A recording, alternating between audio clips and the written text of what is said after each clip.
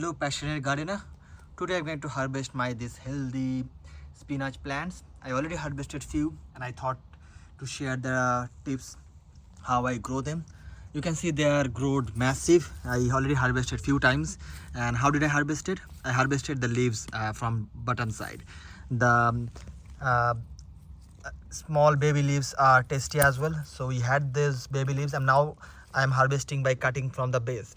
The reason behind I'm doing this, because if I cut this, I'm expecting further growth from base, and I'm just leaving a 1 or 2 leaf space. And if you see one of this, like only 1 or 2 is left from all, and if I got a new growth, I'll grow from there. So this is a kind of experiment I'm doing, and if you did such experiment, let me know in my comments, and don't forget to like and subscribe this video. I have a garden in the left side, in the all on the ground. Things are growing good in the ground side. I already harvested this side, the reddish, and you can see still there are some reddish plants coming up for the new. The other side is the red spinach or Indian spinach, and you can see like these are the onions. I'm planning to grow here the peas and chana, kind of peas variety. There are a few plants in the other side. I'm growing those here.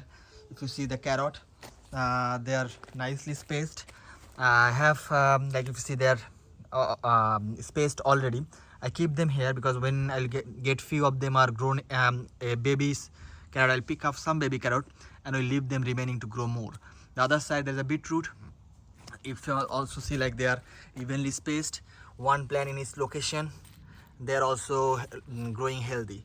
So I'll do further thinning them based on the growth again, but I'm not doing now because I can probably harvest a little beetroot or little carrot. So that's my plan. The peas other side we had harvested leaves and the corn, so all are growing well in the ground. Other thing to let you know, like the cauliflowers, there are few cabbage in the other side.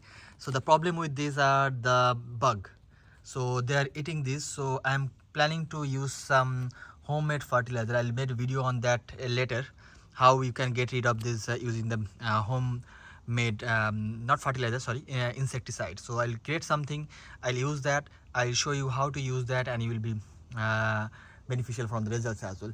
I did some spray on the soapy water before, just to get rid of the aphids from the plants like this, like rose especially.